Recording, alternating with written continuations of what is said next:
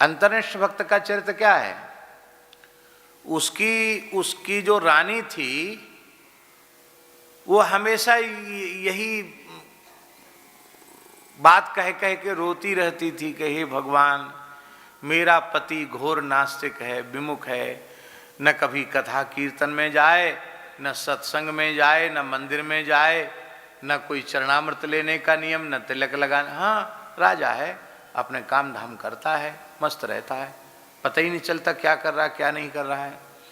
हाँ, इतना ठीक है कि हमको बाधा पैदा नहीं करता भजन में, भक्ति में, बाकी स्वयं कोई भक्ति करते हुए नहीं दिखाई पड़ता।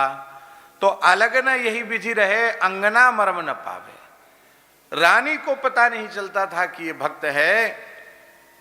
तो निद्रा बस सो भूप बदनते नाम उचार्यो। सोते सोते राजा ने स्वप्न में कहा, हानाथ रमण प्रेष्ठ कवासुकासी महाभुजो दास्यास्ते कृपणायामे सखे दर्श सन्निधिम। विरह में सने हुए भगवान नाम को सुनकर के रानी समझ गई, ये तो महान भक्त है, इसे कोई लीला का दर्शन हो रहा है।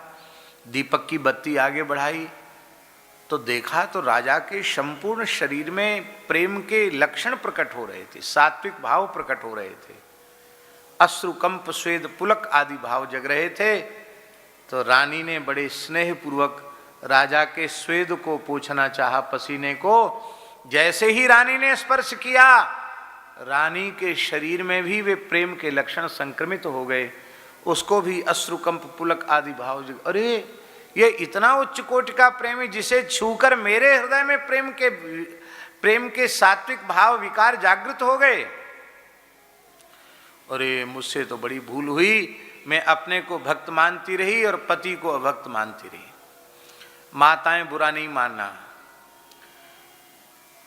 सब जगह माताओं की संख्या ज्यादा होती है कथा सुनने वालों में, फिर भी माताओं की एक सबसे भारी समस्या है, खुद भजन करें चाहे न करें, पति और पुत्र के पीछे तो हाथ धो के पड़ी रहती। महाराज जी आशीर्वाद दे दो, ये कुछ नहीं करते। तुम क्या करती हो? यदि तुम ईमानदारी से भजन में लगी हो तो तुम्हें फुर्सत कहां है कि ये कुछ नहीं करती है कहने की।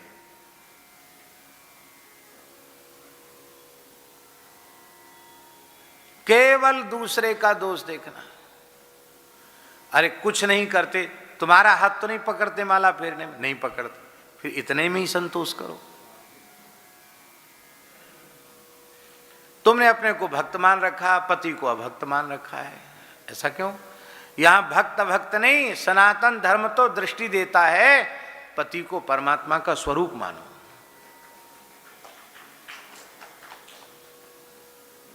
आप लोग कहेंगे भगवान मानने लायक ही नहीं, तुम कैसे भगवान माने? शास्त्र में तो लिखा है पति परमेश्वर होता है, और परमेश्वर जैसे है नहीं तो हम कैसे माने? हम आपको प्रश्न करते हैं, जालंधर में ऐसा कौन सा गुण था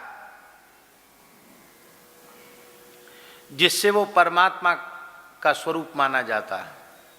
असुर है, खान पान विचार व्यवहार सब अशुद्ध हैं। भगवती जगदम्बा पार्वती के प्रति भी उसकी कुदृष्टि है, तो कितना गिरा हुआ व्यक्ति है जलंधर। पर उस जलंधर के प्रति भी वृंदा का पूर्ण भाव है कि मेरे परमेश्वर तो यही हैं।